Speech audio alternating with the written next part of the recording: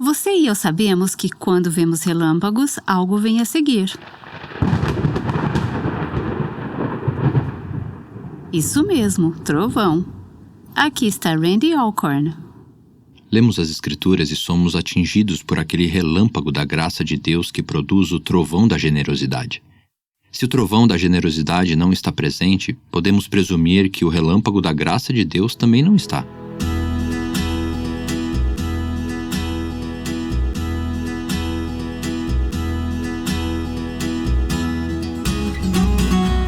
Este é o Aviva Nossos Corações, com nossa anfitriã Nancy DeMoss Wogemuth, autora de Escolhendo a Gratidão, na voz de Renata Santos.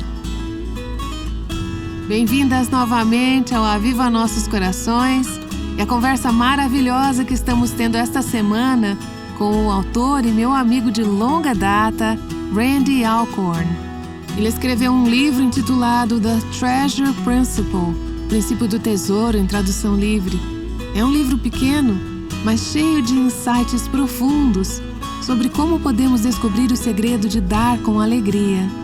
Obrigada, Randy, por se juntar a nós novamente hoje para esta conversa sobre um tema tão querido ao coração de Cristo, mas também ao nosso coração. É ótimo estar aqui novamente, Nancy. Randy, eu estou curiosa. Você falou e escreveu tanto sobre o assunto de dar, a graça de dar, a alegria que vem do dar, como dar, e falando particularmente sobre investir nossos recursos em empreendimentos do reino e no trabalho do Senhor. Você se lembra de como, quando ou por que foi que, no início, você cultivou um coração e um amor por generosidade? De onde veio essa paixão? Você se lembra o que causou seu interesse nesse tema? Na verdade, eu lembro como se fosse ontem. Fui criado em um lar não cristão. Ouvi o Evangelho quando era estudante do ensino médio. Aos 15 anos, comecei a ler vorazmente. Li O Contrabandista de Deus, li O Refúgio Secreto, li um livro de Richard Wurmbrand chamado Torturado por Cristo, que contava a história dele como pastor na Romênia sendo perseguido, torturado horrivelmente, preso. Quando eu cheguei ao final do livro, havia um lugar onde você poderia enviar dinheiro para ajudar os cristãos perseguidos. No fim das contas, aquele lugar era a Voz dos Mártires, mas ainda não tinha esse nome. Aprendi a fazer uma doação online. Minha mãe me ensinou como. Enviei pagamento para aquela organização pela primeira vez e continuei mensalmente. Pegava a maior parte do dinheiro que eu ganhava durante as férias, classificando batatas, plantando brócolis e couve-flor e coisas desse tipo, e enviava. E tinha uma alegria incrível. Acontece que meu pai descobriu e ficou muito bravo. Ele não era cristão. Pensava que eu estava desperdiçando meu dinheiro e que aquilo era algum tipo de golpe. Mas minha mãe, que ainda não era cristã, respeitava o fato de que era assim que eu escolhia usar meu dinheiro. E foi assim que a doação realmente tomou conta da minha vida.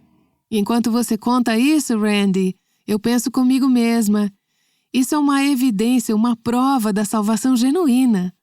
O fato de Deus ter derramado sua graça no seu coração, ter transformado sua vida e doado a si mesmo para você.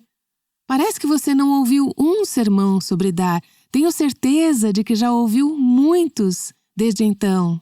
Sim. Você já pregou muito sobre isso desde então, mas este é um conceito que é muito claro quando percebemos o quanto Deus fez por nós, do que Ele nos resgatou e como Ele se deu por nós.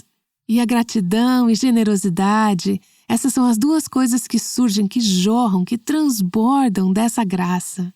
Repetindo, como dissemos ontem, se não somos pessoas generosas e gratas, isso deixa em aberto a pergunta: eu realmente experimentei a abundante graça de Deus na minha vida? Ou só tenho religião? Sim, Jesus apareceu para Paulo, chamado Saulo, na estrada para Damasco e disse: eu sou Jesus, a quem você está perseguindo. E é interessante, porque quem Paulo estava perseguindo? Cristãos. E você diria: peraí, ele não está perseguindo Jesus, está perseguindo os cristãos. Mas veja, essa é a identidade que Jesus tem com o seu povo perseguido. E assim, na minha doação para a causa dos cristãos perseguidos, eu estava doando para a causa de Jesus. E eu nem sabia. Onde estiver o tesouro de vocês, aí estará também o seu coração. Lucas 12, versículo 34. E quanto mais eu dava, mais meu coração estava com Jesus e seu reino. Que lindo! Onde há generosidade, há graça. Onde há graça, há generosidade. Jesus queria ir até a casa de Zaqueu. E Zaqueu acaba dizendo para Jesus: vou dar metade de tudo que eu tenho e vou devolver 4 vezes mais a todos que enganei. E ele tinha enganado muita gente como coletor de impostos. E Jesus não diz apenas: isso é uma boa ideia, ou isso é legal, que gentil da sua parte, Zaqueu. Não, ele disse: hoje houve salvação nessa casa, conforme Lucas, no capítulo 19, verso de 1 a 9. Uau! Claro que ele não foi salvo por fazer a boa obra, mas a boa obra foi uma evidência convincente da salvação que havia acabado de acontecer em seu coração. Quando você tem uma atitude transformada em relação a dar dinheiro e bens, isso é uma evidência convincente de que a salvação entrou na sua vida. E da mesma forma, qualquer coração que não tenha sido transformado assim sugere que talvez uma salvação realmente radical não tenha ocorrido, ou que a salvação não tenha ocorrido de forma alguma. Pelo menos, a pessoa ainda não tem a presença sobrenatural dessa transformação pelo Espírito de Deus em sua atitude e ações em relação ao dinheiro e bens. As pessoas não mudam assim sozinhas. Da mesma forma, para o jovem rico, foi triste o fato de ele ter se afastado. Jesus o amava, mas no amor que ele tinha por aquele homem, ele percebeu que não era que Jesus tivesse elevado a barra muito alto ao chamá-lo a abandonar seu dinheiro e bens, para dar tudo aos pobres, mas isso era na verdade uma expectativa razoável diante do senhorio. Jesus não nos chama à generosidade o tempo todo, mas ele nos chama a reconhecer que tudo pertence a ele. O jovem rico é um exemplo de muitos chamados cristãos, eu acredito, em nossas igrejas. Ele simplesmente se apega a tudo o que tem. Veja Mateus 19, no verso 16 ao 22. Ele quer todo o pacote da salvação e um relacionamento com Cristo sem as inconveniências do que significa reconhecer a posse de Deus e o senhorio de Jesus, e entregar a Ele tudo o que antes pensávamos que era nosso. Lemos as Escrituras e somos atingidas por aquele relâmpago da graça de Deus que produz o trovão da generosidade. Se o trovão da generosidade não está presente, podemos presumir que o relâmpago da graça de Deus também não está. Por que algumas igrejas sempre experimentam recursos inadequados? Elas não têm finanças suficientes para pagar seus pastores e equipe, precisam sempre voltar à igreja e pedir mais dinheiro, e os corações das pessoas não respondem. Isso diz algo sobre essa igreja e a falta da presença e poder de Jesus lá. Acho que é um momento para um autoexame por parte dos líderes de igreja e membros da igreja igualmente. Em Atos capítulo 2, nos versos 43 a 45, as Escrituras dizem: em cada alma havia temor, e muitos prodígios e sinais eram feitos por meio dos apóstolos. Todos os que criam estavam juntos e tinham tudo em comum. Vendiam as suas propriedades e bens, distribuindo o produto entre todos, à medida que alguém tinha necessidade. Lembre-se que isso foi voluntário da parte deles. Não era socialismo, não era uma exigência, eram apenas uma reação transbordante à graça de Deus. Eles queriam dar. Diariamente. Perseveravam unânimes no templo, partiam o pão de casa em casa e tomavam as suas refeições com alegria e singeleza de coração, louvando a Deus e contando com a simpatia de todo o povo. Enquanto isso, o Senhor lhes acrescentava, dia a dia, os que iam sendo salvos. Versos 46 e 47.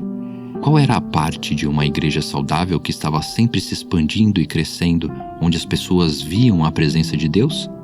Uma grande parte disso era a presença da graça de Deus exemplificada na generosidade do povo de Deus, a generosidade radical do povo de Deus.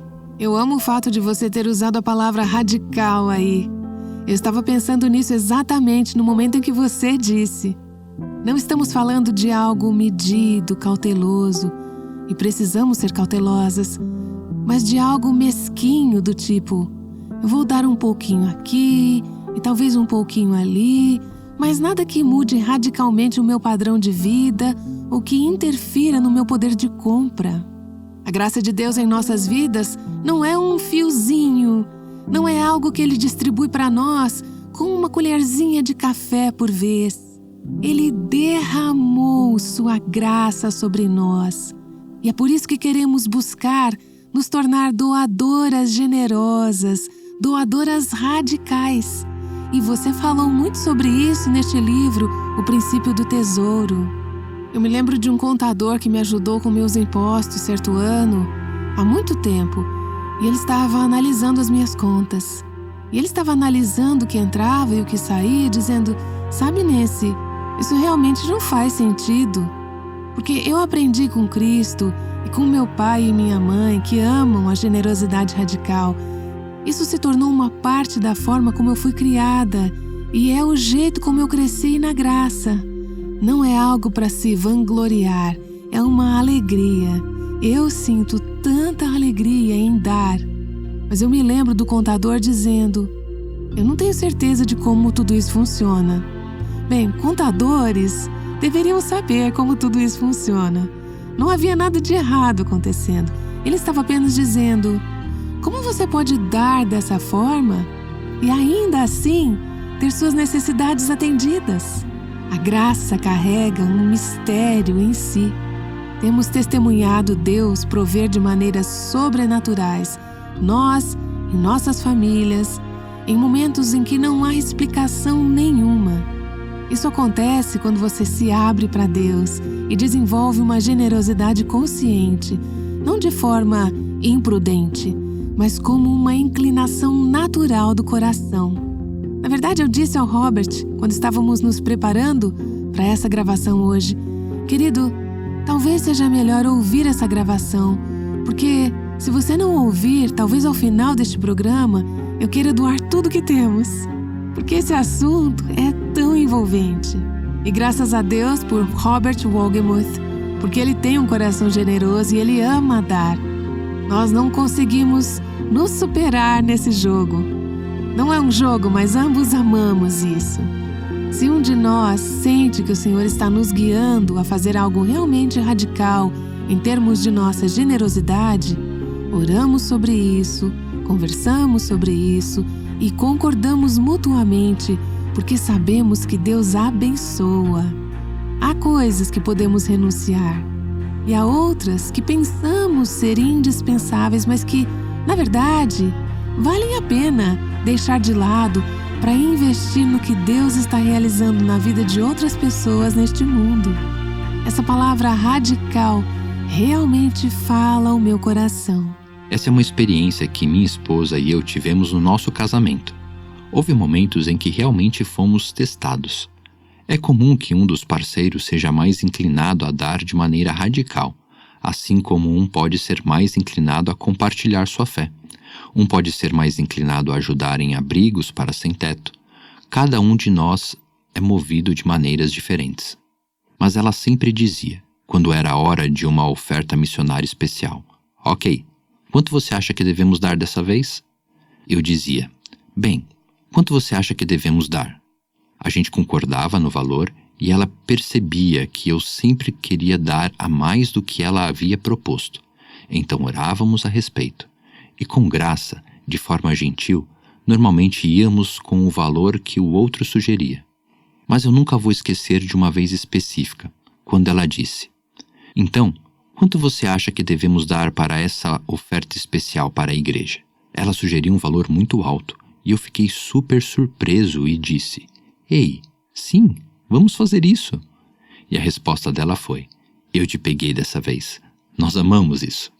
Na verdade, há algo assim em 2 Coríntios capítulo 8, nos versos de 1 a 9, onde Paulo claramente gera uma certa competição entre os cristãos da Macedônia e os de Acaia, e basicamente dizia: não deixe que eles superem vocês na generosidade. Bem, confiamos em Deus nesse processo, e somos um incentivo para levar o padrão um para o outro. E nos últimos 4 anos, Nancy me disse: obrigada por me desafiar da forma como você vive, em certas áreas, incluindo generosidade. Eu disse: obrigado por me desafiar da forma como você tem vivido. Tem sido incrível. Aprendemos a confiar em Deus por meio da generosidade e nas outras áreas de nossas vidas. Nos últimos 4 anos dela, ela me orientou e discipulou em relação ao coração dela, à atitude dela, confiança e perspectiva relacionadas a um Deus soberano e amoroso e ao seu trabalho na vida dela e ao enfrentar um câncer. Penso em Atos 4, nos versos 33 a 36, semelhante a Atos 2, onde fala sobre com um grande poder os apóstolos davam testemunho da ressurreição do Senhor Jesus, e em todos eles havia abundante graça. Não havia nenhum necessitado entre eles, porque os que possuíam terras ou casas, vendendo-as, traziam os valores correspondentes e os depositavam aos pés dos apóstolos. E o versículo aponta Barnabé pelo nome como aquele que vendeu seu campo e deu tudo ao Senhor. Nós temos essa ideia errada, baseada numa má interpretação de Mateus 6, os primeiros versículos, onde dizemos: bem, Jesus disse para não fazer as suas obras de justiça, incluindo doar, orar e jejuar, para ser vistos pelos homens. Veja o verso 1. E claro, não devemos fazer isso para ser vistos pelos homens. Mas precisamos lembrar que apenas 5 ou 10 minutos antes, no Sermão da Montanha, na mesma mensagem, Jesus disse: vocês são a luz do mundo. Não se pode esconder uma cidade situada no alto de um monte, nem se acende uma lamparina para colocá-la debaixo de um cesto, mas num lugar adequado onde ilumina bem todos os que estão na casa. Assim brilhe também a luz de vocês diante dos outros, para que vejam as boas obras que vocês fazem e glorifiquem o Pai de vocês que está nos céus. Mateus capítulo 5, no verso 14 a 16. Não para honrar você, mas para honrar o seu Pai que está nos céus. E o que isso significa é que há momentos em que precisamos tornar visíveis as obras de justiça. Precisamos de guerreiros da generosidade na igreja. Não apenas guerreiros da oração, mas guerreiros da generosidade. As pessoas precisam ver como é a generosidade da mesma forma que precisam ver como é a oração fiel, como é o jejum fiel, como é a paternidade fiel. Precisamos de exemplos de todas essas coisas, incluindo a generosidade. Sim, precisamos ter um equilíbrio, garantindo que não estamos fazendo para sermos vistos pelos homens, mas sim diante de Deus como a audiência única. Porém, é importante mostrar às pessoas o caminho da generosidade. Vejo muito mais exemplos, eu acho, de oração, misericórdia, ajuda e ensino na igreja do que temos de generosidade. Isso mesmo. Queremos que as pessoas vejam a grandeza e a bondade de Deus ao nos verem sendo generosas. E certamente no tipo de lar em que eu cresci, isso aconteceu muito. Eu sou tão grata por esse exemplo de um pai generoso e uma mãe que o acompanhava. Eles caminhavam juntos até mesmo em tempos de maior necessidade. No início dos anos 70, durante aquele período altamente inflacionário, eu me lembro, eu estava no ensino médio, do meu pai se desafiando e desafiando a minha mãe e nós, filhos, ouvindo aquilo. Como podemos dar mais? Não como podemos segurar mais, como podemos apertar o cinto e dar mais. Não era para que eles recebessem crédito, porque ele era muito cuidadoso para que a sua generosidade não fosse algo de que se orgulhasse ou ostentasse, mas era claro que era assim que ele pensava. Agora, Randy, enquanto estamos tendo essa conversa, eu posso imaginar, eu tenho certeza que há algumas pessoas ouvindo e pensando: bem, eu amaria dar dessa forma. Eu amaria dar mais generosamente. Eu amaria ser generoso o suficiente para atender essas necessidades no corpo de Cristo. Mas o meu cônjuge não está muito na mesma página. Talvez ele seja cristão, mas mesmo assim está um pouco nervoso sobre o que vamos fazer caso nos falte. Temos esposas ouvindo o Aviva Nossos Corações que estão sendo realmente inspiradas por essa conversa. E elas vão chegar em casa e dizer ao marido: querido, precisamos esvaziar essa conta, ou precisamos dar mais para isso. E talvez o marido não tenha tanta certeza de que ele ouviu a mesma mensagem do Senhor. Como você incentivaria, particularmente uma esposa, nessa situação, onde talvez o marido ainda não esteja tão orientado dessa forma? Eu diria que, quando o seu marido é um cristão, realmente, verdadeiramente ama Jesus, mas talvez precise de mais exposição à verdade bíblica na área da generosidade e também aos benefícios práticos e pragmáticos de dar. Talvez vocês tenham que conversar mais sobre isso para que ele tenha um melhor entendimento sobre essa prática. Para o descrente, é uma situação mais desafiadora. Cresci em um lar não cristão e vi isso de perto. Tive a alegria de levar minha mãe a Cristo alguns anos depois de me converter, quando estava no ensino médio. Meu pai era um não cristão dono de taverna e não tinha espaço para Deus em sua vida. Ele desprezava a igreja. Minha mãe levou a sério 1 Pedro 3, verso 1, que diz: "Igualmente vocês, esposas, estejam sujeitas, cada uma a seu próprio marido, para que, se ele ainda não obedece à palavra, seja ganho sem palavra alguma, por meio da conduta de sua esposa." Em determinado momento, ela sentiu um profundo desejo de ser generosa e poder dar livremente. Eu disse a ela: "Mãe, se você conseguir encontrar maneiras de ganhar um dinheiro extra, que meu pai veja como sendo seu, você poderia dar tudo isso ao Senhor." Claro, corretamente falando, só porque ela era dona de casa, uma mãe que ficava em casa, não significava que ela não era uma contribuinte igual para o bem-estar da família. Mas você frequentemente vê essas situações muito injustas em que as mulheres estão, com maridos que pensam que o único papel importante para fazer de uma casa um lar é trazer o dinheiro para casa. Outra alternativa para uma esposa de um não cristão, ou até mesmo de um cristão que é muito hesitante em dar, seria dizer o seguinte: "Olha, eu gasto tanto com mantimentos, tanto com roupas. Você se importaria se eu comprasse roupas mais baratas, ou algo do tipo, e pegasse a diferença entre o que eu tenho gastado e o que passarei a gastar agora e desse isso? Ou, eu vou comprar mantimentos que tenha a mesma qualidade, mas pegarei mais coisas em promoção, seja lá o que for. Você é uma esposa melhor por causa do Evangelho e da verdade de Cristo." Eu acredito que muitos maridos não cristãos vão reconhecer isso, mesmo com alguma hesitação, e eventualmente serão influenciados pela postura da esposa. E há um momento em que a mulher poderia dizer: "Jesus é o meu Senhor, e Ele diz que eu devo fazer isso, então eu vou fazer."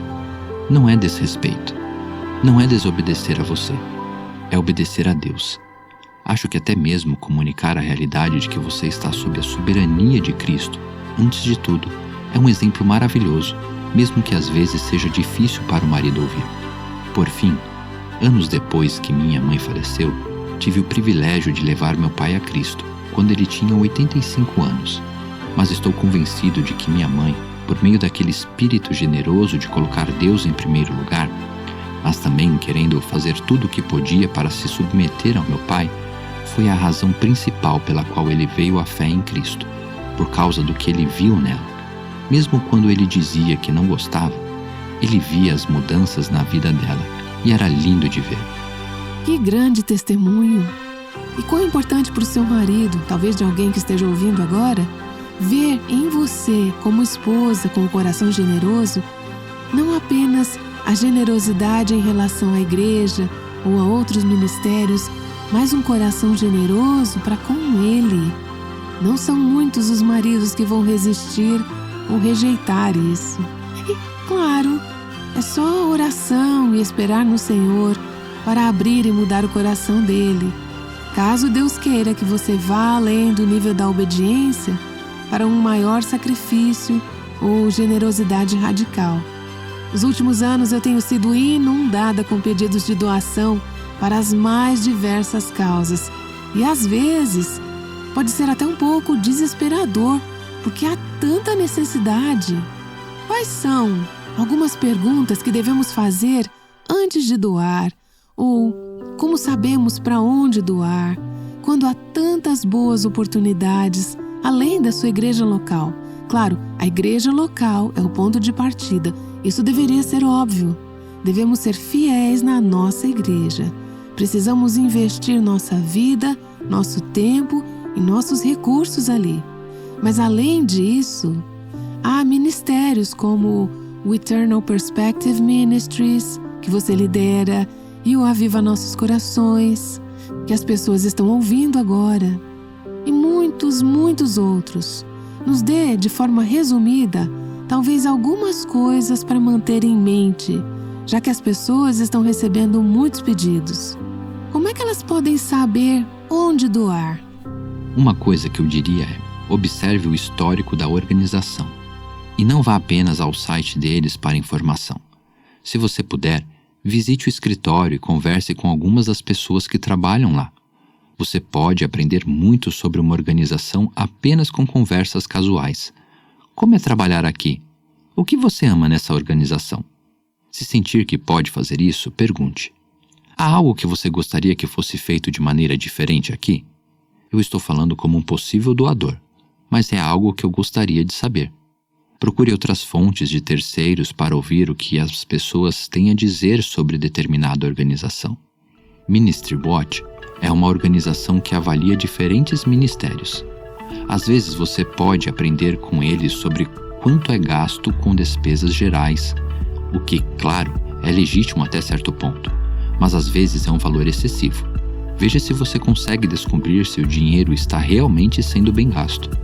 E descubra se o ministério é verdadeiramente centrado no Evangelho, se realmente é sobre Jesus e boas novas, mesmo que eles estejam trabalhando para levar água potável às pessoas, oferecer cuidados de saúde ou ajudar as pessoas com suas colheitas. O mais importante é garantir que o Evangelho esteja presente, que Jesus seja acreditado como a razão, o amor de Jesus que os impulsiona a fazer o que fazem. Eu perguntaria: o que há de único nesse ministério? Onde eles estão em seu relacionamento com Deus?